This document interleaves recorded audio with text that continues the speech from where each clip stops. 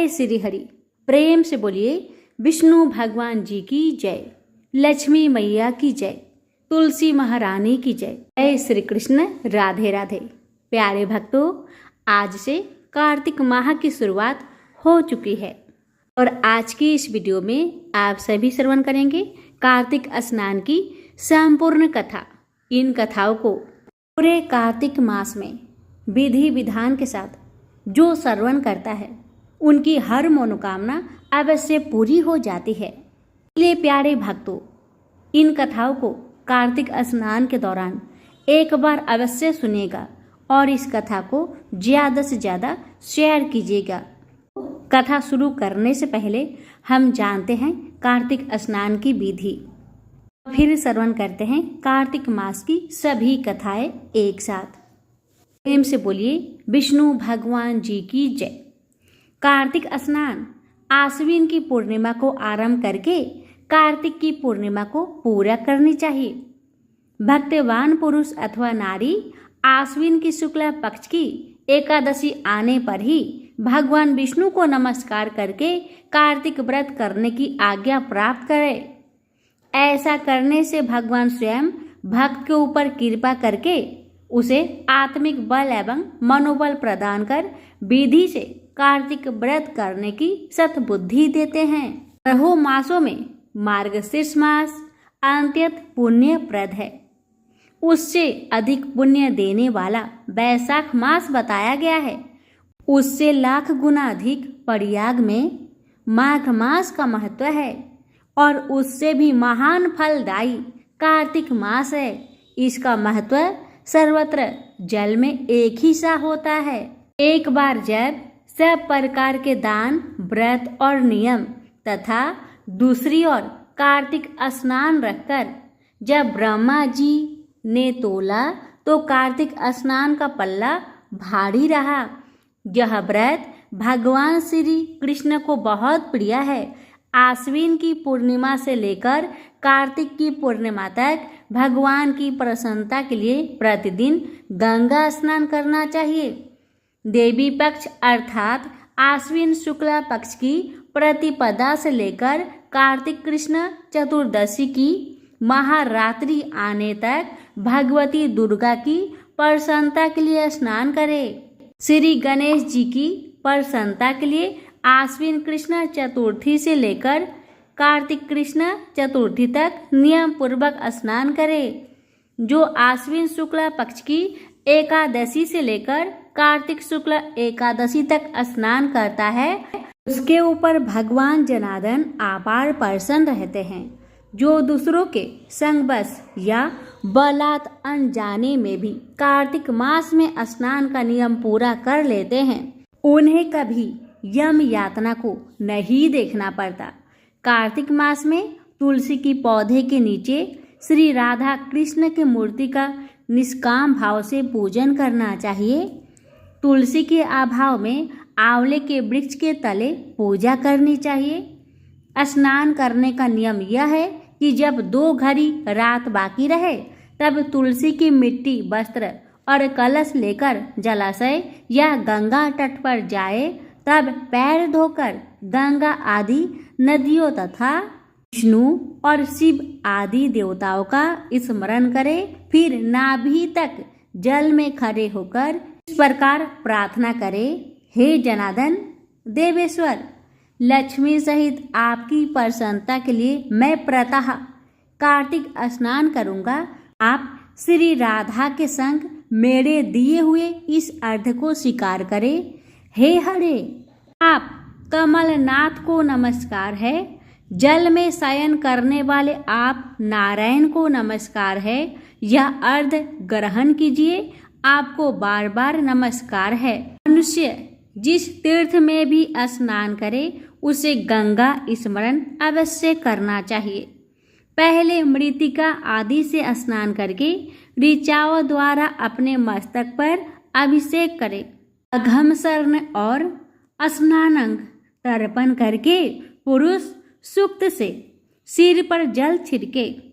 उसके बाद बाहर आकर पुनः मस्तक पर आचमन करके अपने वस्त्र बदले। वस्त्र बदलने पर तिलक आदि करे। कुछ रात बाकी रहे तभी स्नान किया जाए तो वह उत्तम और भगवान विष्णु को पूर्ण रूप से संतुष्ट करने वाला है। सूर्योदय काल में किया गया स्नान मध्य छिड़नी का है। जब तक कृतिका अस्त ना हो तभी तक का स्नान उत्तम है, अन्यथा बहुत विलंब से किया गया स्नान कार्तिक स्नान की श्रेणी में नहीं आता। स्नान का तत्व जानने वाले मनुष्यों ने 4 प्रकार के स्नान बतलाए हैं। पहला व्याव्य, दूसरा वारुण, तीसरा ब्रह्म, चौथा दिव्य। पहला वाव्य, इसका मतलब ये हुआ गोधूली से किया हुआ स्नान वाव्य स्नान कहलाता है। दूसरा वारुण, इसका मतलब ये हुआ समुद्र आदि के जल में स्नान किया जाए तो उसे वारुण कहते हैं। तीसरा ब्रह्म, वेद मंत्रों के उच्चारण पूर्वक जो स्नान होता है उसका नाम ब्रह्म है। चौथा दिव्य, मेघों अथवा सूर्य की किरणों द्वारा जो जल अपने शरीर पर गिरता है उसे दिव्य स्नान कहा गया है। ब्राह्मण, क्षत्रिय और वैश्य को मंत्रों उच्चारण पूर्वक स्नान करना चाहिए। स्त्री और शूद्र के लिए बिना मंत्र के लिए स्नान का विधान है। प्राचीन काल में श्रेष्ठ तीर्थ पुष्कर में कार्तिक मास में पुष्कर स्नान करने से व्याघ्र योनि से राजा परम भजन मुक्त हुए थे। नंदा भी कार्तिक में पुष्कर का स्पर्श पाकर परम धाम को प्राप्त हुई थी। अतः जो भी श्रद्धावान कार्तिक में प्रातःकाल उठकर तीर्थ में स्नान करता है और कार्तिक मास की कथाओं का बड़े ही श्रद्धा प्रसन्नचित मन से जो भक्त श्रवण करता है वह सब पापों से मुक्त होकर परम ब्रह्मा को प्राप्त कर लेता है। प्यारे भक्तों, अब आइए श्रवण करते हैं कथा। किंतु एक बात का विशेष ध्यान रखिएगा, अगर आप कार्तिक मास का व्रत कर रहे हैं तो इन कथाओं को अधूरा ना छोड़े, वरना आपको कार्तिक स्नान व्रत का पूर्ण फल प्राप्त नहीं होगा। व्रत का पूर्ण फल पाने के लिए कथाओं को पूरा अवश्य सुनेगा। तो आइए श्रवण करते हैं कथा। एक नगर में एक ब्राह्मण दंपति रहते थे। वे दोनों प्रतिदिन 7 कोस दूर गंगा और यमुना नदी में स्नान करने जाते थे। इतनी दूर आने जाने से ब्राह्मण की पत्नी थक जाती थी। एक दिन उसने अपने पति से कहा कि हमारा एक पुत्र होता तो कितना अच्छा रहता। पुत्र की बहू आती तो हमें घर वापस जाने पर खाना बना हुआ मिलता और बहू घर का काम भी कर देती। अपनी पत्नी की बात सुनकर ब्राह्मण ने कहा कि तूने बात तो सही कही है, चल मैं तेरे लिए बहू ला ही देता हूँ। ब्राह्मण ने कहा कि एक पोटली में आटा डालकर कुछ मोहरे रख दे। ब्राह्मण के कहे अनुसार उसने पोटली बांध दे दी। पोटली लेकर ब्राह्मण चला गया। ब्राह्मण सफर के दौरान यमुना के किनारे बहुत ही सुंदर लड़कियां दिखाई दी। वे रेत में घर बनाकर खेल रही थी। उनमें से एक लड़की ने कहा कि मैं अपना घर नहीं बिगाड़ूंगी, मुझे तो रहने के लिए ये घर चाहिए। लड़की की बात सुनकर ब्राह्मण मन ही मन सोचने लगा कि बहू बनाने के लिए यही लड़की उचित है। जब वह लड़की जाने लगी तो ब्राह्मण भी उसके पीछे पीछे उसके घर तक चला गया। वहां जाकर ब्राह्मण ने उस लड़की से कहा, बेटी, कार्तिक मास चल रहा है, इसलिए मैं किसी के घर खाना नहीं खाता। मैं अपने साथ आटा लेकर आया हूँ। तुम अपनी माता से पूछो कि क्या वह मेरे लिए आटा छानकर 4 रोटी बना देगी। यदि वह मेरा आटा छानकर रोटी बनाएगी तो ही मैं रोटी खा लूँगा। लड़की ने जाकर अपनी माँ को ये सारी बात बताई। माँ ने कहा, उचित है, जाकर ब्राह्मण देव से कह दो कि वह अपना आटा दे दे, मैं रोटी बना दूंगी। जब वह आटा छानने लगी तो आटे में से मोहरें निकली। वह सोचने लगी कि जिसके आटे में इतनी मोहरें हैं उसके घर में कितनी मोहरें होगी। जब ब्राह्मण खाना खाने बैठा तो लड़की की माँ ने उस ब्राह्मण से पूछा, क्या आपका कोई लड़का है और क्या आप उस लड़के की सगाई करने जा रहे हो? यह सुनकर ब्राह्मण ने कहा कि मेरा लड़का तो काशी में पढ़ने गया हुआ है, लेकिन यदि तुम कहो तो खांड कटोरे से विवाह करके तेरी बेटी को अपने साथ ले जाऊं। लड़की की माँ ने कहा, ठीक है ब्राह्मण देव। इस पर लड़की की माँ ने लड़की की खांड कटोरे से शादी करके ब्राह्मण के साथ भेज दिया। ब्राह्मण ने घर आकर कहा, रामू की माँ दरवाजा खोल और देख, मैं तेरे लिए बहू लेकर आया हूँ। ब्राह्मण की पत्नी भीतर से ही बोली, हमारे तो कोई बेटा बेटी नहीं है, तो बहू कहाँ से आई? दुनिया ताने मारती थी, अब आप भी मारने लगे। ब्राह्मण ने कहा, तू दरवाजा खोल कर तो देख। जब ब्राह्मणी ने दरवाजा खोला तो सामने बहू को खड़ी देखा। उसने बहू का स्वागत किया और आदर सत्कार से अंदर ले गई।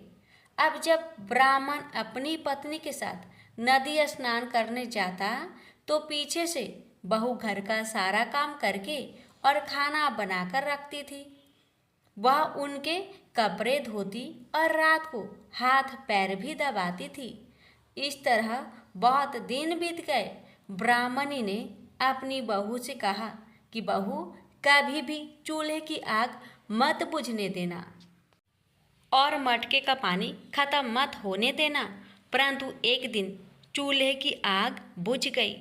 यह देखकर बहू घबरा गई और भागी भागी अपनी पड़ोसन के पास गई और कहा कि मेरे चूल्हे की आग बुझ गई है, मुझे थोड़ी आग चाहिए।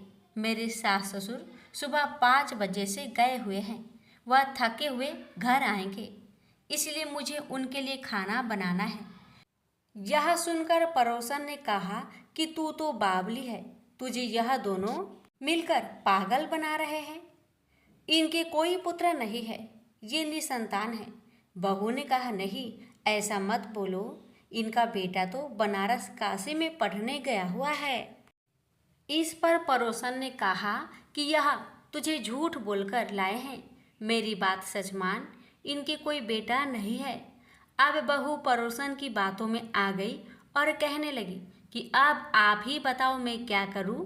पड़ोसन ने कहा कि करना क्या है, जब तुम्हारे सास ससुर आए तो जली हुई रोटियां बनाकर देना और बिना नमक की दाल बनाकर देना।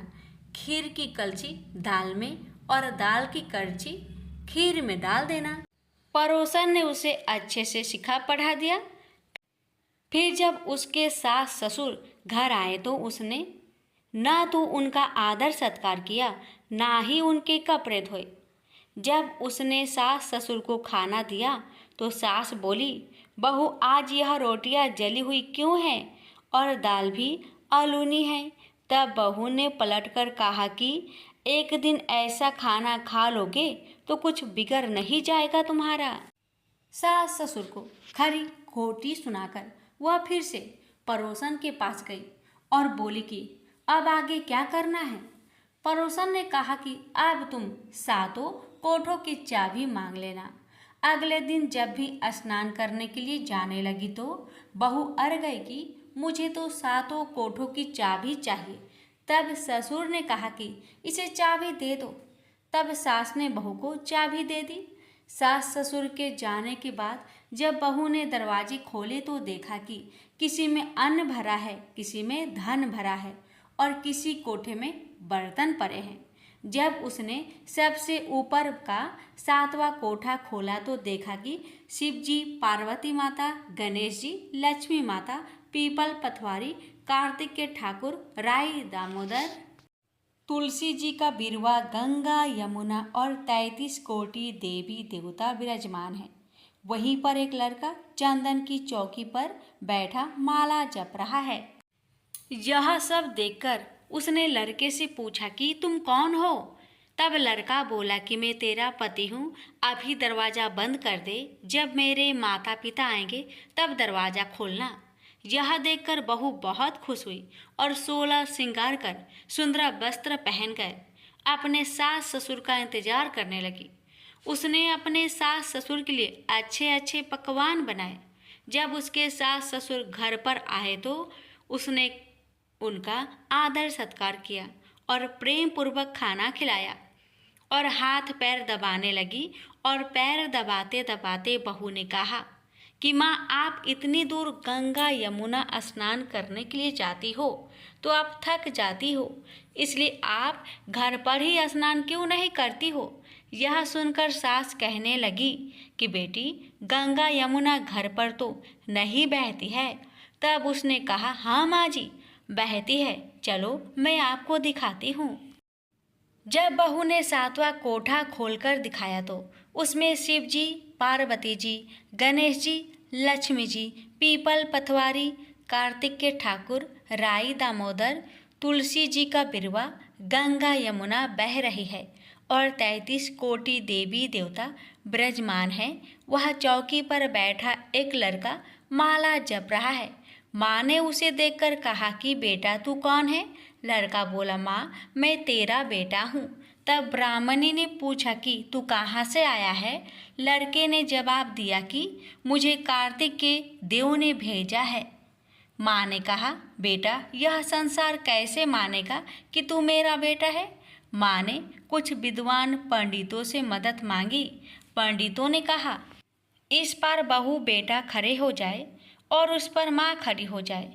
माँ ने चमड़े की अंगियाँ पहनी हो और छाती में से दूध की धार निकलकर बेटे की दाढ़ी मूछ भीगे और पवन पानी से गठजोड़ बंधे, तब मानेंगे कि यह इस माँ का ही बेटा है। उसने ऐसा ही किया। चमड़े की अंगियाँ फट गई और छाती में से दूध की धार निकलकर बेटे की दाढ़ी मूछ भीग गई।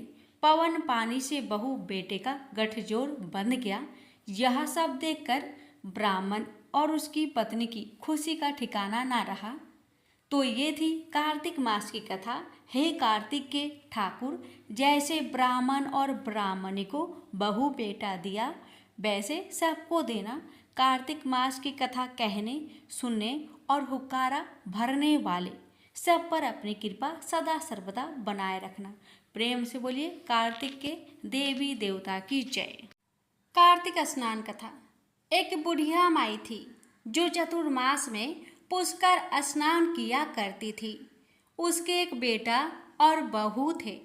सास ने बहू को फलाहार उपवास में खाने योग्य बनाने को कहा तो बहू ने खाली टिफिन ही रख दिया।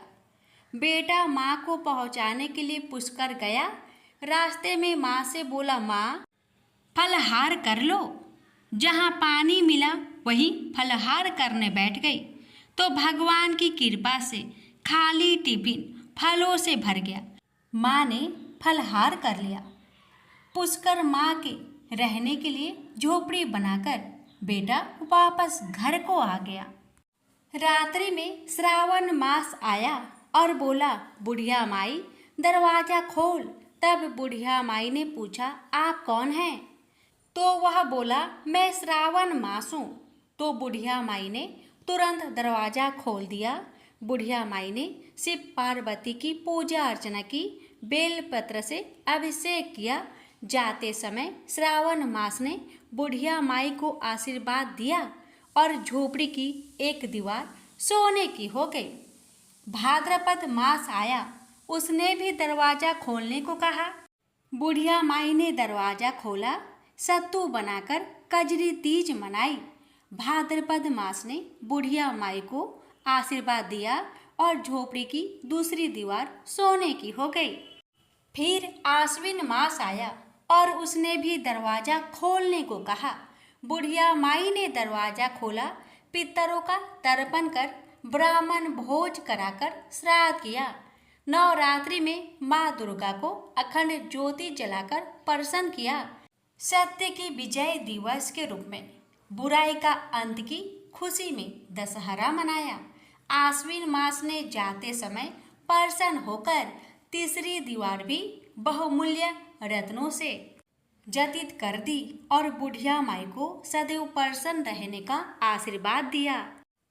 इन सब के बाद कार्तिक मास आया। उसने भी दरवाजा खोलने को कहा। बुढ़िया माई ने दरवाजा खोला। अति प्रसन्न मन से कार्तिक स्नान किया, दीप दान कर दीपावली, गोवर्धन पूजा, भैया दूज, गोपाष्टमी, आंवला नवमी मनाई। कार्तिक मास ने जाते समय आशीर्वाद दिया और झोपड़ी के स्थान पर महल बना दिया। बुढ़िया माई गरीबों की सेवा कर भजन कीर्तन में अपना समय व्यतीत करने लगी। बेटा अपनी माँ को लेने आया तो माँ और झोपड़ी को पहचान ना सका, तो पड़ोसियों से पूछा। उन्होंने बताया तो बेटा माँ के चरणों में गिरकर बोला, माँ घर चलो। सारे सामान के साथ घर ले आया। सासू माँ के ठाठ देखकर बहू के मन में लालच आ गया और उसने अपनी माँ को भी पुष्कर छोड़कर आने को कहा। उसका पति अपनी सास को भी पुष्कर छोड़ आया, परंतु बहू की माँ धर्म कर्म में बिल्कुल रुचि नहीं रखती थी। वह 4 समय भोजन करती और दिन भर सोती रहती थी। चारों मास आए और चले गए। जाते समय झोपड़ी गिर गई और बहू की माँ गधी की योनि में चली गई। क्योंकि औरत लक्ष्मी का रूप है और लक्ष्मी की तरह चंचल होना चाहिए। भगवान की पूजा और अतिथि का सम्मान और दान पुण्य करना चाहिए। बहू ने कहा, अब माँ को ले आओ। जब जामाई सास को लेने गया तो कहीं ना मिली। लोगों से पूछने पर लोगों ने बताया कि तेरी सास धर्म कर्म कुछ ना करती थी, खाती थी और सोती थी, जिससे वह गधी योनि में चली गई है। जमाई गधी योनि सास को बांध कर ले आया। उसकी पत्नी ने पूछा, मेरी माँ कहाँ है? तब पति ने कहा, तेरे लालच की वजह से तेरी माँ गधी योनि में आ गई। बड़े बड़े विद्वानों, ब्राह्मण, ऋषि मुनियों से पूछने पर उन्होंने बताया कि तेरी सास के स्नान किए पानी से स्नान करने पर उसे मनुष्य योनि मिलेगी। तब बहू ने ऐसा ही किया और उसकी माँ पुनः मनुष्य योनि में आ गई। हे राधा दामोदर, भगवान जैसा बुढ़िया माई को दिया, ऐसा आपकी कहानी कहने वाले, सुनने वाले, हुक्कार भरने वाले सभी पर अपनी कृपा सदा सर्वदा बनाए रखना। प्रेम से बोलिए कार्तिक के सभी देवी देवता की जय। पथवारी माता की कहानी। एक बार पथवारी माता पाल और विनायक जी में झगड़ा हो गया। सब आपस में स्वयं को बड़ा बताने लगे। इतने में एक ब्राह्मण का लड़का आया। पाल, पथवारी, गजानन जी ने उसे रोका और कहा, लड़के रुक जा और हमारा न्याय कर। लड़का बोला, मैं कल वापस आऊंगा तब न्याय करूंगा। घर आकर लड़के ने माँ से कहा, माँ मुझे कल पाल, पथवारी माता, विनायक जी का न्याय चुकाना है। तो माँ ने कहा, बेटा सबको बड़ा बता देना। दूसरे दिन लड़का वहां गया और बोला, पाल माता आप बड़ी हो, क्योंकि हर व्यक्ति आता है और स्नान ध्यान करके शुद्ध होकर जाता है और आप सबकी रक्षा करती हैं। हे पथवारी माता आप सबसे बड़ी हो, क्योंकि कितने भी तीर्थ धर्म ध्यान कर ले पर आपकी पूजा किए बिना उनका कार्य पूर्ण नहीं होता। आप जीवित को भी तारती हैं और मरने के बाद भी उद्धार करती है। पथवारी माता पथ की धारिणी, इसलिए आप बड़ी हो। अब विनायक जी से लड़का बोला, सबसे पहले शुभ काम में आपको ही मनाया जाता है। आपको ध्याये बिना कोई काम सिद्ध नहीं होता, इसलिए आप बड़े हो। पाल माता, पथवारी माता, विनायक जी भगवान लड़के की चतुराई से प्रसन्न हो गए और बोले, लड़के तुमने तो हम सबको बड़ा कर दिया। उसको सुखी रहने का आशीर्वाद दिया और जौ के दाने उसके अंगोछे में डाल दिया। लड़का सोचने लगा, ये तो घाटे का सौदा रहा। सारा दिन खराब कर न्याय किया और इतने से जौ मिले। उदास मन से घर आकर अंगोछा एक कोने में डाल दिया। माँ ने अंगोछा उठाया तो उसमें से हीरे मोती बिखर गए। तो माँ बोली, बेटा न्याय करके क्या लाया है? लड़का बोला, माँ कोने में जो पड़ा है देख लो। वहाँ गई, देखा हीरे मोती का ढेर लगा है, हीरे मोती जगमगा रहे हैं। माँ अत्यधिक प्रसन्न हो गई। माँ ने बेटे को बुलाया और कहा, बेटा आज तो पाल माता, पथवाड़ी माता, विनायक जी भगवान आज तो हम पर प्रसन्न हुए हैं। माँ बेटे बहुत प्रसन्न हुए। हे भगवान, जैसा पाल माता, पथवाड़ी माता, विनायक जी भगवान ने लड़के को दिया वैसे सबको देना। कहानी कहने सुनने हुक्कर भरने वालों को सुख समृद्धि धन्य धान्य देना। प्रेम से बोलिए पाल पथवाड़ी विनायक भगवान की जय। धर्मराज भगवान की कहानी। एक ब्राह्मणी मरकर भगवान के घर गई। वहां जाकर बोली, मुझे धर्मराज जी के मंदिर का रास्ता बता दो। स्वर्ग से एक दूत आया और बोला, ब्राह्मणी आपको क्या चाहिए? वो बोली, मुझे धर्मराज मंदिर का रास्ता बता दो। आगे आगे दूत और पीछे पीछे ब्राह्मणी मंदिर तक गई। ब्राह्मणी बहुत धार्मिक महिला थी। उसने बहुत दान पुण्य कर रखा था। उसे विश्वास था कि उसके लिए धर्मराज जी के मंदिर का रास्ता अवश्य खुल जाएगा। ब्राह्मणी ने वहां जाकर देखा, वह बड़ा सा मंदिर, सोने का सिंहासन, हीरे मोती से जड़ित छतरी थी। धर्मराज जी न्याय सभा में बैठे साक्षात इंद्र के समान शोभा पा रहे थे। यमराज जी सबको कर्मानुसार दंड दे रहे थे। ब्राह्मणी ने जाकर प्रणाम किया और बोली, मुझे बैकुंठ जाना है। धर्मराज जी ने चित्रगुप्त से कहा, लेखा जोखा सुनाओ। चित्रगुप्त ने लेखा सुनाया। सुनकर धर्मराज जी ने कहा, तुमने सब धर्म किए पर धर्मराज जी की कहानी नहीं सुनी, बैकुंठ में कैसे जाएगी? बुढ़िया बोली, धर्मराज जी की कहानी का क्या नियम है? धर्मराज जी बोले, कोई 1 साल, कोई 6 महीने, कोई 7 दिन ही सुने, पर धर्मराज जी की कहानी अवश्य सुने, फिर उसका उद्यापन कर दे। उद्यापन में काठी, छतरी, चप्पल, बाल्टी, रस्सी, टोकरी, टॉर्च, साड़ी, ब्लाउज का बेस, लोटे में शक्कर भरकर 5 बर्तन, 6 मोती, 6 मूंगा, यमराज जी की लोहे की मूर्ति, धर्मराज जी की सोने की मूर्ति, चांदी का चांद, सोने का सूरज, चांदी की साठिया ब्राह्मण को दान करें। प्रतिदिन चावल का साठिया बनाकर कहानी सुने। यह बात सुनकर ब्राह्मणी बोली, भगवान मुझे 7 दिन वापस पृथ्वी लोक पर जाने दो, मैं कहानी सुनकर वापस आ जाऊंगी। धर्मराज जी ने उसका लेखा जोखा देखकर 7 दिन के लिए पृथ्वी पर भेज दिया। ब्राह्मणी जीवित हो गई। ब्राह्मणी ने अपने परिवार वालों से कहा कि मैं 7 दिन के लिए धर्मराज जी की कहानी सुनने के लिए वापस आई हूँ। इस कथा को सुनने से बड़ा पुण्य मिलता है। उसने चावल की साठिया बनाकर परिवार के साथ 7 दिन तक धर्मराज जी की कथा सुनी। 7 दिन पूरे होने पर वापस धर्मराज जी का बुलावा आया और ब्राह्मणी को बैकुंठ में श्री हरि के चरणों में स्थान मिला। प्रेम से बोलिए धर्मराज भगवान की जय। गणेश जी की खीर वाली कहानी। एक बार गणेश जी ने पृथ्वी के मनुष्य की परीक्षा लेने का विचार किया। वे अपना रूप बदलकर पृथ्वी पर भ्रमण करने लगे। उन्होंने एक बालक का रूप बना लिया। एक हाथ में 1 चम्मच में दूध ले लिया और दूसरे हाथ में 1 चुटकी चावल ले लिए और गली गली घूमने लगे। साथ ही साथ आवाज लगाते चल रहे थे, कोई मेरे लिए खीर बना दे, कोई मेरे लिए खीर बना दे।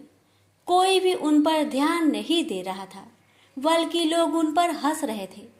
वे लगातार एक गांव के बाद दूसरे गांव इसी तरह चक्कर लगाते हुए पुकारते रहे, पर कोई खीर बनाने के लिए तैयार नहीं था। सुबह से शाम हो गई। गणेश जी लगातार घूमते रहे। एक बुढ़िया थी, शाम के वक्त अपनी झोपड़ी के बाहर बैठी हुई थी। तभी गणेश जी वहां से पुकारते हुए निकले कि कोई मेरी खीर बना दे, कोई मेरी खीर बना दे। बुढ़िया बहुत कोमल हृदय वाली स्त्री थी।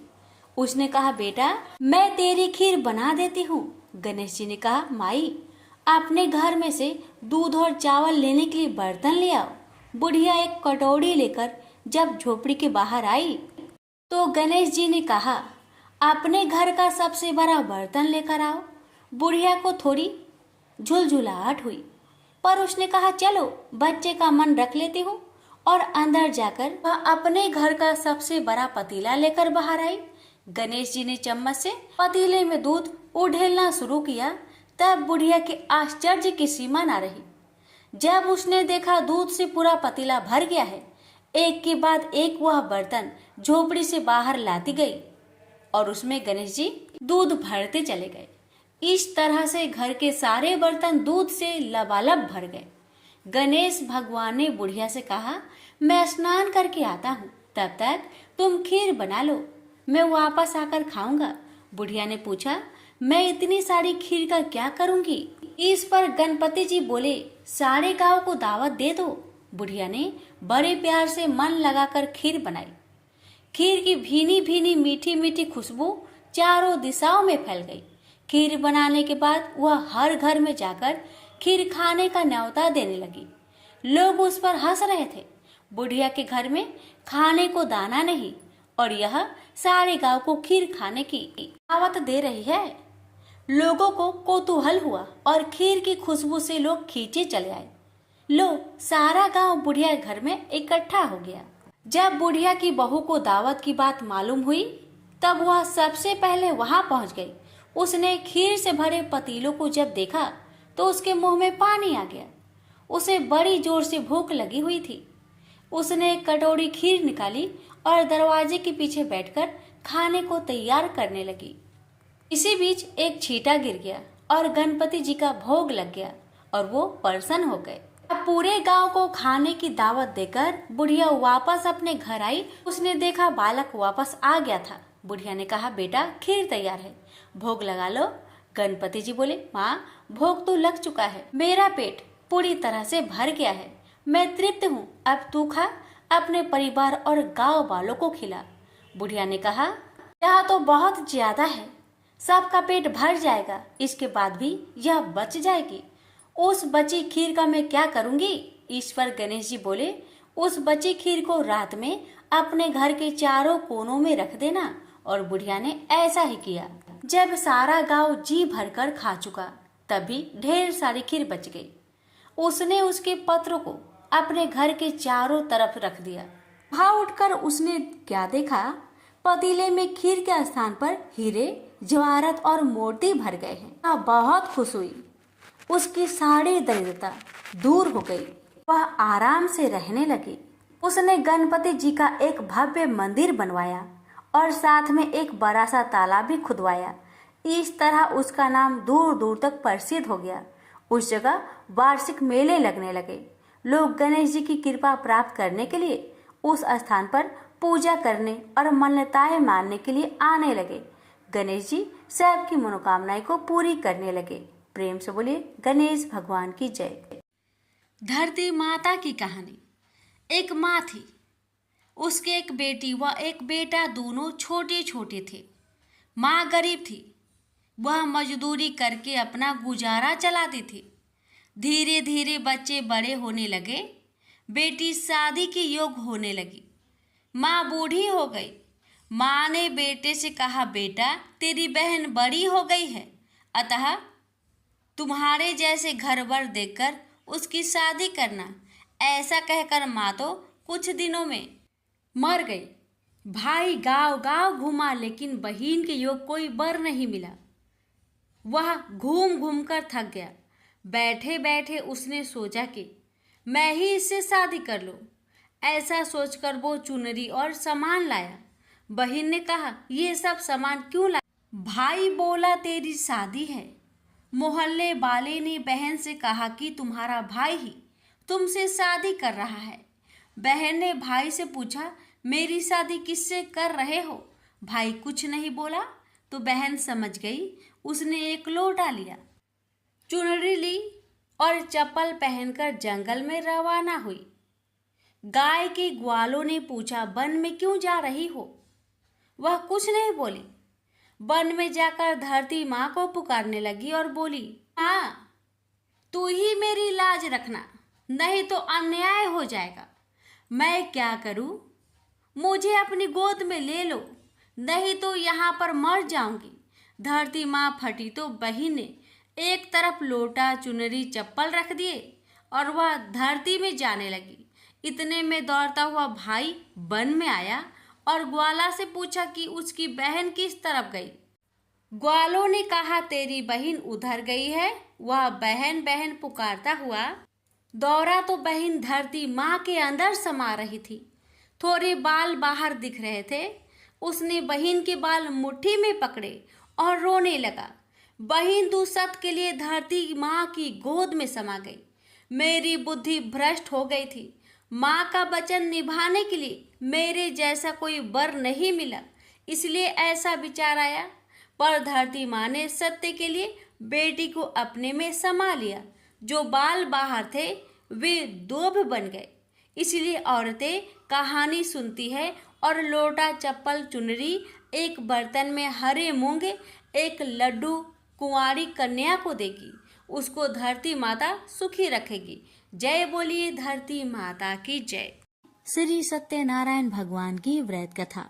एक समय की बात है, नैमिषारण्य तीर्थ में सौनकादि 88,000 ऋषियों ने श्री सूत जी से पूछा, हे प्रभु, इस कलयुग में वेद विद्या रहित मनुष्य को प्रभु भक्ति किस प्रकार मिल सकती है तथा उनका उद्धार कैसे होगा? हे मुनि श्रेष्ठ, कोई ऐसा तप बताइए जिससे थोड़े समय में ही पुण्य मिले और मनोवांछित फल भी मिल जाए। इस प्रकार की कथा सुनने की हम इच्छा रखते हैं। सर्व शास्त्रों के ज्ञाता सूत जी बोले, हे वैष्णवों, मैं पूज्य आप सभी ने प्राणियों के हित की बात पूछी है, इसलिए मैं एक श्रेष्ठ व्रत को आप लोगों को बतलाऊंगा, जिसे नारद जी ने लक्ष्मी नारायण जी से पूछा था और लक्ष्मीपति ने मुनि श्रेष्ठ नारद जी से कहा था। आप सब इसे ध्यान से सुनिए। एक समय की बात है, योगीराज नारद जी दूसरों के हित की इच्छा लिए अनेकों लोकों में घूमते हुए मृत्यु लोक में आ पहुंचे। यहाँ उन्होंने अनेक योनियों में जन्मे प्राय सभी मनुष्यों को अपने कर्मों द्वारा अनेकों दुख से पीड़ित देखा। उनका दुख देख नारद जी सोचने लगे कि कैसा यत्न किया जाए, इसके करने से निश्चित रूप से मानव के दुखों का अंत हो जाए। इसी विचार पर मनन करते हुए वह विष्णु लोक में गए। वहां देवों के इस भगवान नारायण की स्तुति करने लगे, जिनके हाथों में शंख, चक्र, गदा और पद्म थे। गले में वरमाला पहने हुए थे। स्तुति करते हुए नारद जी बोले, हे भगवान, आप अत्यंत शक्ति से संपन्न हैं। मन तथा वाणी भी आपको नहीं पा सकती है। आपका यदि मध्य तथा अंत नहीं है। निर्गुण स्वरूप सृष्टि के कारण भक्तों के दुख को दूर करने वाले आपको मेरा नमस्कार है। नारद जी की स्तुति सुन विष्णु भगवान बोले, हे मुनि श्रेष्ठ, आपके मन में क्या बात है? आप किस काम के लिए पधारे हैं, उसे निसंकोच कहो। इस पर नारद मुनि बोले कि मृत्यु लोक में अनेक योनियों में जन्मे मनुष्य अपने कर्मों के द्वारा अनेकों दुख से दुखी हो रहे हैं। हे नाथ, आप मुझ पर दया रखते हैं तो बताइए कि वो मनुष्य थोड़े प्रयास से ही अपने दुखों से कैसे छुटकारा पा सकते हैं। श्री हरि बोले, हे नारद, मनुष्य की भलाई के लिए तुमने बहुत ही अच्छी बात पूछी है, जिसके करने से मनुष्य मोह से छूट जाता है। वह बात मैं कहता हूँ, उसे सुनो। स्वर्ग लोक व मृत्यु लोक दोनों में एक दुर्लभ उत्तम व्रत है जो पुण्य देने वाला है। आज प्रेम वश होकर मैं उसे तुमसे कहता हूँ। श्री सत्यनारायण भगवान का यह व्रत अच्छी तरह विधान पूर्वक करके मनुष्य तुरंत ही यहाँ सुख भोग कर मरने पर मोक्ष पाता है। श्री हरि के वचन सुन नारद जी बोले कि उस व्रत का फल क्या है और उसका विधान क्या है, यह व्रत किसने किया था, इस व्रत को किस दिन करना चाहिए, सभी कुछ विस्तार से बताए। नारद की बात सुनकर श्री हरि बोले, दुख व शोक को दूर करने वाला यह व्रत सभी स्थानों पर विजय दिलाने वाला है। मानव को भक्ति व श्रद्धा के साथ शाम को श्री सत्यनारायण की पूजा धर्म में परायण होकर ब्राह्मणों व बंधुओं के साथ करनी चाहिए। भक्ति भाव से ही नैवेद्य केले का फल, घी, दूध और गेहूं का आटा सवाया ले। गेहूं के स्थान पर साठी का आटा, शक्कर तथा गुड़ लेकर वह सभी भक्षण योग्य पदार्थों को मिलाकर भगवान का भोग लगाए। ब्राह्मणों सहित बंधु बांधवों को भी भोजन कराए। उसके बाद स्वयं भोजन करे और भजन कीर्तन के साथ भगवान की भक्ति में लीन हो जाए। इस तरह से सत्यनारायण भगवान का यह व्रत करने पर मनुष्य की सारी इच्छाएं निश्चित रूप से ही पूरी होती है। इस कली काल अर्थात कलयुग में मृत्यु लोक में मोक्ष का यही एक सरल उपाय है। इति श्री सत्यनारायण व्रत कथा प्रथम अध्याय संपूर्ण। श्रीमन नारायणे नारायणे नारायण, भज मन नारायणे नारायणे नारायण। श्री सत्यनारायण भगवान की जय। सूत जी बोले, हे ऋषियों, जिसने पहले समय में इस व्रत को किया था उसका इतिहास कहता हूँ, ध्यान से सुनो। सुंदर काशीपुरी नगरी में एक अत्यंत निर्धन ब्राह्मण रहता था। भूख प्यास से परेशान हुआ धरती पर घूमता रहता था। ब्राह्मणों से प्रेम करने वाले भगवान ने एक दिन ब्राह्मण का भेष धारण कर उसके पास जाकर पूछा, हे ब्रीप, नित्य दुखी होकर तुम पृथ्वी पर क्यों घूमते हो? दीन ब्राह्मण बोला, मैं निर्धन ब्राह्मण हूँ, भिक्षा के लिए धरती पर घूमता हूँ। हे भगवान, यदि आप इसका कोई उपाय जानते हो तो बताइए। वृद्ध ब्राह्मण कहता है कि सत्यनारायण भगवान मनोवांछित फल देने वाले हैं, इसलिए तुम उनका पूजन करो। इसे करने से निश्चय सभी दुखों से मुक्त हो जाता है। वृद्ध ब्राह्मण बनकर आए सत्यनारायण भगवान उस निर्धन ब्राह्मण को व्रत का सारा विधान बताकर अंतर्ध्यान हो गए। मन ही मन सोचने लगा कि जिस व्रत को वृद्ध ब्राह्मण करने को कह गया है मैं उसे जरूर करूंगा। यह निश्चय करने के बाद उसे रात में नींद नहीं आई। वह सवेरे उठकर सत्यनारायण भगवान के व्रत का निश्चय कर भिक्षा के लिए चला गया। उस दिन निर्धन ब्राह्मण को भिक्षा में बहुत धन मिला, जिससे उसने बंधु बांधवों के साथ मिलकर श्री सत्यनारायण भगवान का व्रत संपन्न किया। भगवान सत्यनारायण का व्रत संपन्न करने के बाद वह निर्धन ब्राह्मण सभी दुखों से छूट गया और अनेक प्रकार की संपत्तियों से युक्त हो गया। उसी समय से यह ब्राह्मण हर माह इस व्रत को करने लगा। इस तरह से सत्यनारायण भगवान के व्रत को जो भी मनुष्य करेगा वह सभी प्रकार के पापों से छूटकर मोक्ष को प्राप्त होगा। जो मनुष्य इस व्रत को करेगा वह भी सभी दुखों से मुक्त हो जाएगा। सूत जी बोले कि इस तरह से नारद जी से नारायण जी का कहा हुआ श्री सत्यनारायण व्रत को मैंने तुमसे कहा। हे ब्रीपो, मैं अब और क्या कहूँ? ऋषि बोले, हे मुनिवर, संसार में उस ब्रीप से सुनकर और किस किस ने इस व्रत को किया, हम सब इस बात को सुनना चाहते हैं। इसके लिए हमारे मन में श्रद्धा का भाव है। सूत जी बोले, हे मुनियों, जिसने इस व्रत को किया है वह सब सुनो। एक समय वही ब्रीप धन व ऐश्वर्य के अनुसार अपने बंधु बांधवों के साथ इस व्रत को करने को तैयार हुआ। उसी समय एक लकड़ी बेचने वाला बूढ़ा आदमी आया और लकड़ियां बाहर रखकर अंदर ब्राह्मण के घर में गया। प्यास से दुखी वह लकड़हारा उनको व्रत करते देख वृप को नमस्कार कर पूछने लगा कि आप यह क्या कर रहे हैं तथा इसे करने से क्या फल मिलेगा, कृपया मुझे भी बताइए। ब्राह्मण ने कहा कि सब मनोकामनाओं को पूरा करने वाला यह सत्यनारायण भगवान का व्रत है। इनकी कृपा से ही मेरे घर में धान्य धान्य आदि की वृद्धि हुई है।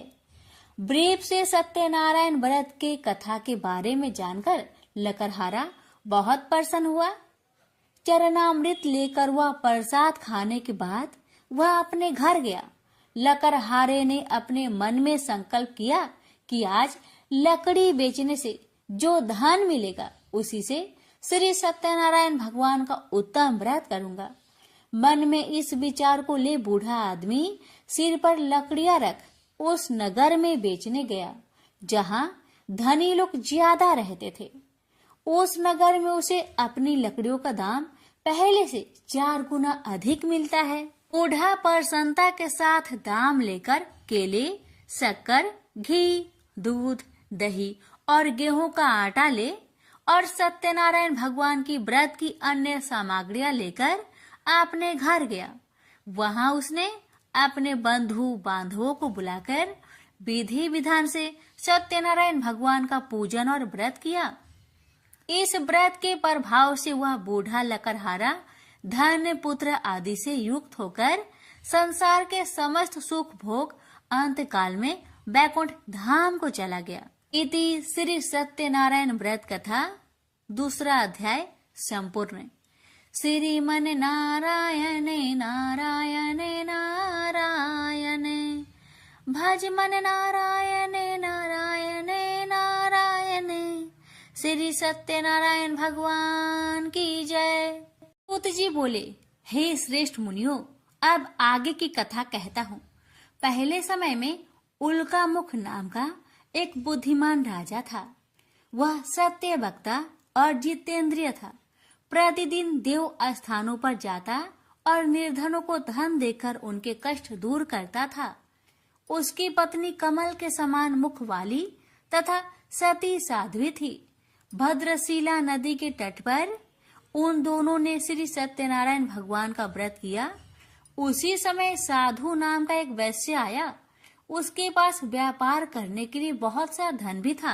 राजा को व्रत करते देखकर वह विनय के साथ पूछने लगा, हे राजन, भक्ति भाव से पूर्ण होकर आप यह क्या कर रहे हैं? मैं सुनने की इच्छा रखता हूँ, तो आप मुझे बताए।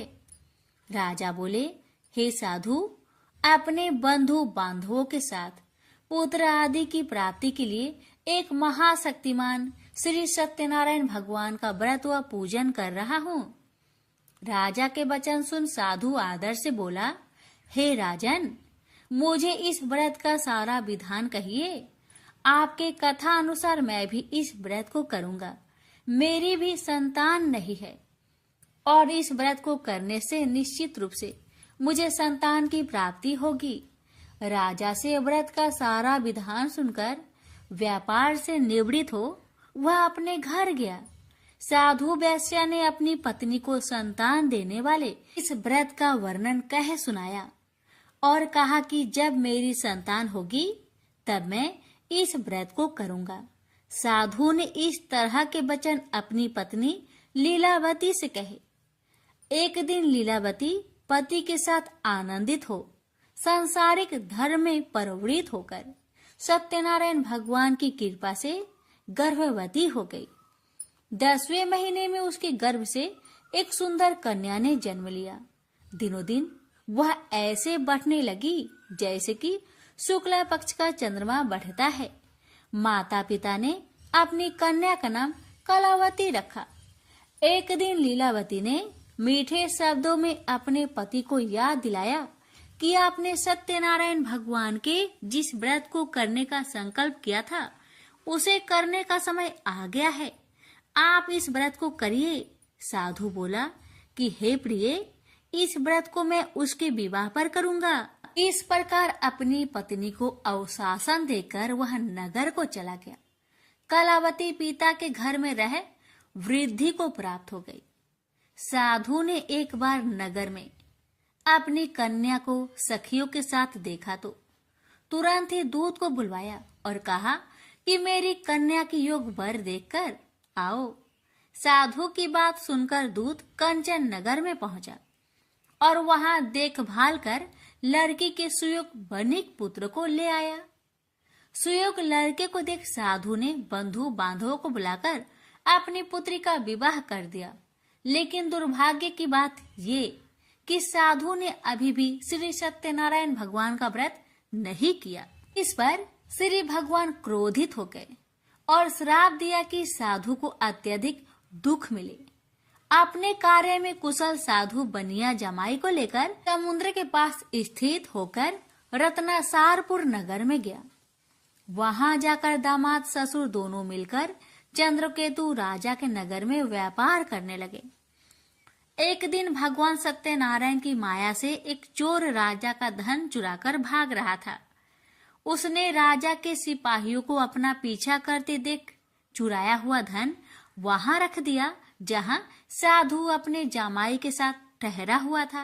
राजा के सिपाहियों ने साधु वैश्या के पास राजा का धन पड़ा देखा तो वह ससुर जमाई दोनों को बांधकर प्रसन्नता से राजा के पास ले गए और कहा कि उन दोनों चोरों को हम पकड़ लाए हैं, आप आगे की कार्रवाई की आज्ञा दे। राजा की आज्ञा से उन दोनों को कठिन कारावास में डाल दिया गया और उनका सारा धन भी उनसे छीन लिया गया। श्री सत्यनारायण भगवान के श्राप से साधु की पत्नी भी बहुत दुखी हुई। घर में जो धन रखा था उसे चोर चुरा ले गए।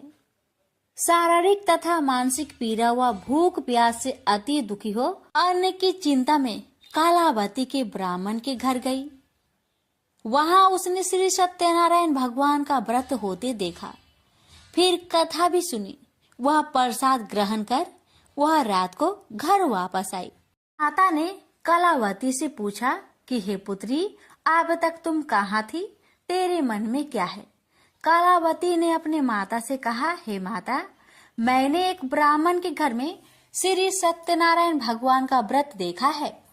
कन्या के वचन सुन लीलावती भगवान की पूजन की तैयारी करने लगी। लीलावती ने परिवार व बंधुओं सहित सत्यनारायण भगवान का पूजन किया और उनसे वर मांगा कि मेरे पति तथा जमाई शीघ्र घर आ जाए। साथ ही यह भी प्रार्थना की कि हम सबका अपराध क्षमा करे। श्री सत्यनारायण भगवान इस व्रत से संतुष्ट हो गए और राजा चंद्रकेतु को सपने में दर्शन दे कहा कि हे राजन, तुम उन दोनों वेश्या को छोड़ दो और तुमने उनका जो धन लिया है उसे वापस कर दो।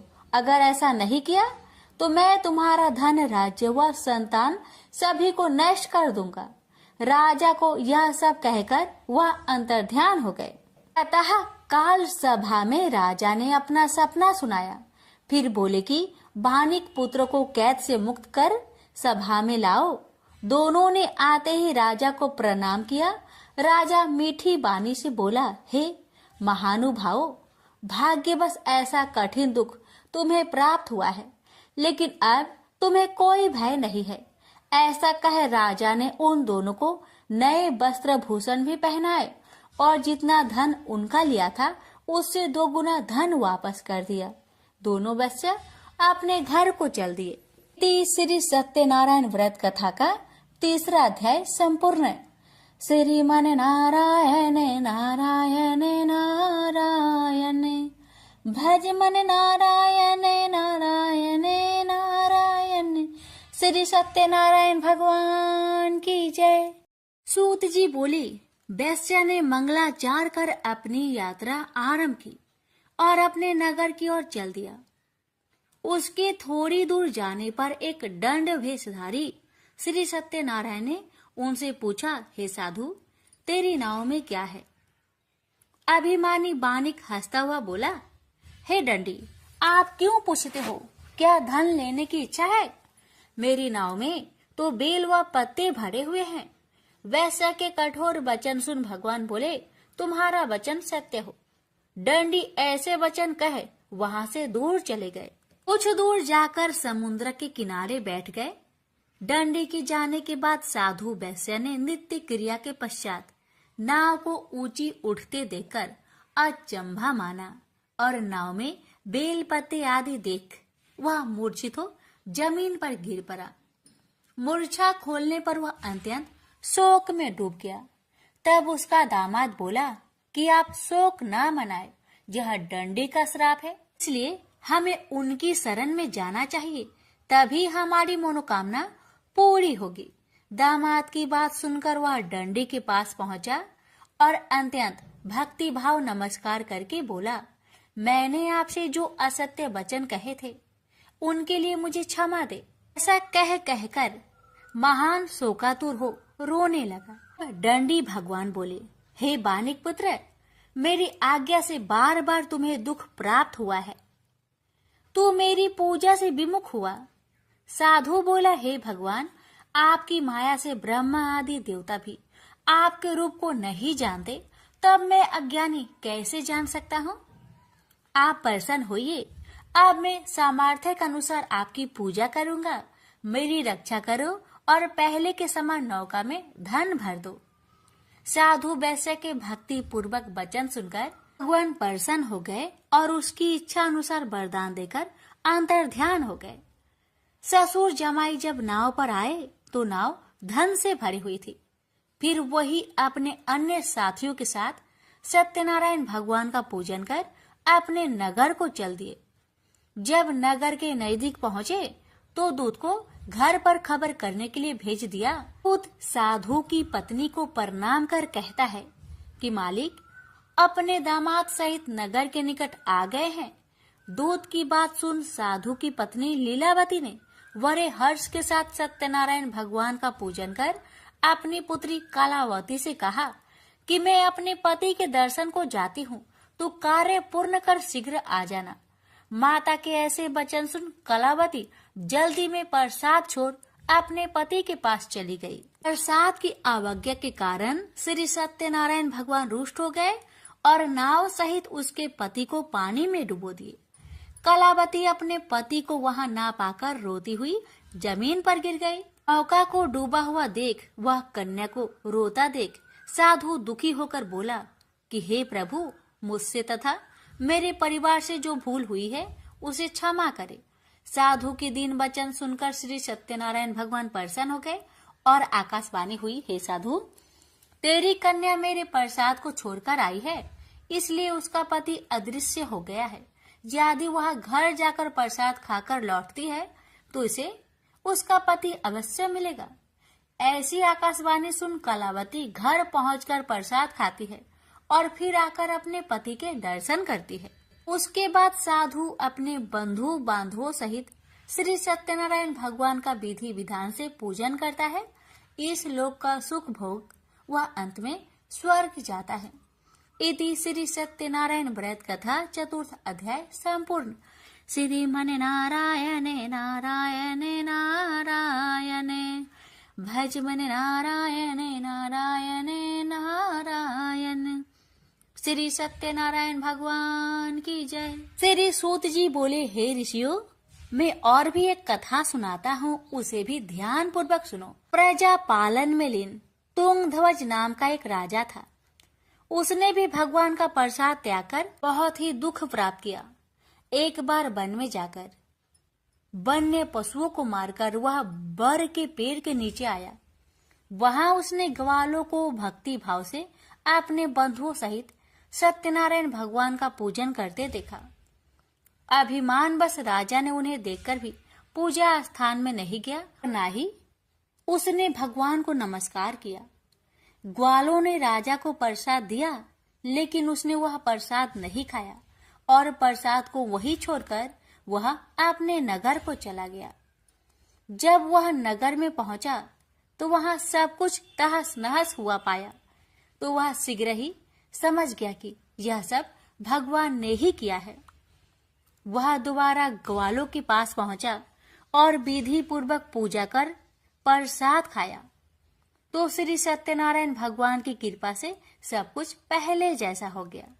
दीर्घ काल तक सुख भोगने के बाद मरोना उपरांत उसे स्वर्ग लोक की प्राप्ति हुई। तो मनुष्य परम दुर्लभ इस व्रत को करेगा तो भगवान सत्यनारायण की अनुकंपा से उसे धन्य धान्य की प्राप्ति होगी, निर्धन धनी हो जाता है और भय मुक्त हो जीवन जीता है। संतानहीन मनुष्य को संतान सुख मिलता है और सारे मनोरथ पूर्ण होने पर मानव अंत काल में वैकुंठ धाम को जाता है। सूत जी बोले, जिन्होंने पहले इस व्रत को किया है अब उनके दूसरे जन्म की कथा कहता हूँ। वृद्ध संतानंद ब्राह्मण ने सुदामा का जन्म लेकर मोक्ष की प्राप्ति की। लकरहारे ने अगले जन्म में निषाद बनकर मोक्ष प्राप्त किया। उल्का मुख नाम का राजा दशरथ होकर बैकुंठ को गए। साधु नाम के वैश्य ने मोर ध्वज बनकर अपने पुत्र को आरे से चीरकर मोक्ष पाया। महाराज तुंग ध्वज ने स्वयंभू होकर भगवान में भक्ति युक्त हो कर्म कर मोक्ष पाया। श्री सत्यनारायण व्रत कथा का 5वां अध्याय संपूर्ण हुआ। श्रीमन नारायण नारायण नारायण भज मन नारायण नारायण नारायण। श्री सत्यनारायण भगवान की जय। लापसी तपसी की कथा। एक लापसी था, एक तपसी था। तपसी हमेशा भगवान की तपस्या में लीन रहता था। लापसी रोजाना 1.25 सेर की लापसी बनाकर भगवान का भोग लगाकर जीम लेता था। एक दिन दोनों लड़ने लगे। लापसी बोला, मैं रोज भगवान की तपस्या करता हूँ इसलिए मैं बड़ा हूँ। लापसी बोला कि मैं रोज भगवान को 1.25 सेर लापसी का भोग लगाता हूँ इसलिए मैं बड़ा हूँ। नारद जी वहाँ से गुजर रहे थे। दोनों को लड़ता देखकर उनसे पूछा कि क्यों तुम लड़ रहे हो। लापसी ने खुद को बड़ा होने का कारण बताया और तपसी ने अपना कारण बताया। नारद जी बोले, तुम्हारा फैसला मैं कर दूंगा। दूसरे दिन लापसी और तपसी नहाकर अपनी रोज की भक्ति करने आए तो नारद जी ने छुपकर 1.25 करोड़ की एक एक अंगूठी उन दोनों के आगे रख दी। तपसी की नजर जब अंगूठी पर पड़ी तो उसने चुपचाप अंगूठी उठाकर अपने नीचे दबा ली। लापसी की नजर अंगूठी पर पड़ी लेकिन उसने ध्यान नहीं दिया। भगवान को भोग लगाकर लापसी खाने लगा। नारद जी सामने आए तो दोनों ने पूछा कि कौन बड़ा। तो नारद जी ने तपसी को खड़ा होने को कहा। वो खड़ा हुआ तो उसके नीचे दबी अंगूठी दिखाई पड़ी। नारद जी ने तपसी से कहा, तपस्या करने के बाद भी तुम्हारी चोरी करने की आदत नहीं गई इसलिए लापसी बना है और तुम्हें तुम्हारी तपस्या का कोई भी फल नहीं मिलेगा। तपसी शर्मिंदा होकर माफी मांगने लगा। उसने नारद जी से पूछा, मुझे मेरी तपस्या का फल कैसे मिलेगा। नारद जी ने कहा, यदि कोई गाय और कुत्ते की रोटी नहीं बनाएगा तो फल तुझे मिलेगा। यदि कोई ब्राह्मण को भोजन करवाकर दक्षिणा नहीं देगा तो फल तुझे मिलेगा। यदि कोई साड़ी के साथ ब्लाउज नहीं देगा तो फल तुझे मिलेगा। यदि कोई दिए से दिया जलाएगा तो फल तुझे मिलेगा। यदि कोई सारी कहानी सुने लेकिन तुम्हारी कहानी नहीं सुने तो फल तुझे मिलेगा। उसी दिन से हर व्रत कथा कहानी के साथ लापसी तपसी की कहानी भी सुनी और कही जाती है। प्रेम से बोलिए लक्ष्मी नारायण की जय।